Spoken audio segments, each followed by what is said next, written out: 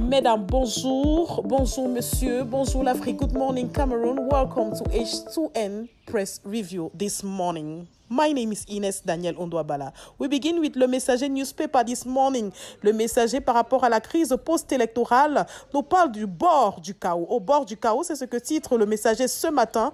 La lettre à Clément Atangana, le projet C.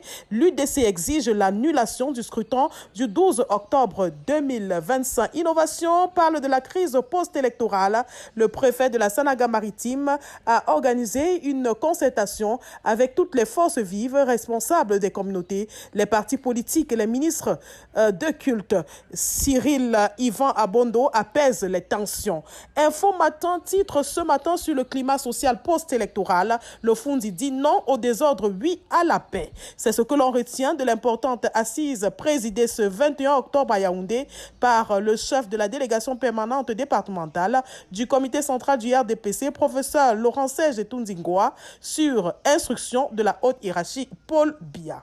Le journal La Lune, ce matin, en sa grande une, titre sur les présidentielles 2025, Paul Biya et Issa Tiroma Bakari, gouvernement de l'Union. Le scrutin du 12 octobre 2025 a montré les réalités d'une société bien facturée du nord au sud, de l'est à l'ouest.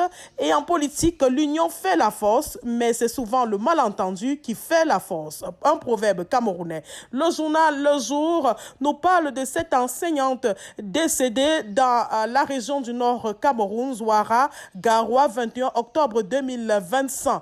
Et Info Plus Santé nous parle du cancer du sang, le chemin de croix des différentes patientes entre douleur, stress, tristesse, frustration complète, coût élevé de la prise en charge et l'étendue du traitement, les maladies telles que le cancer du col de l'utérus, le cancer du sang, ces patients vivent l'enfer. Et pour éviter aux femmes un tel calvaire, les médecins leur recommandent le dépistage précoce pour une prise en charge rapide et optimale. Et parlant de Cameroun Tribune ce matin par rapport au présidentiel, Cameroun Tribune titre « Place au contentieux ». Le Conseil constitutionnel examine ce jour une dizaine de recours sollicitant notamment l'annulation totale des opérations électorales du 12 octobre dernier.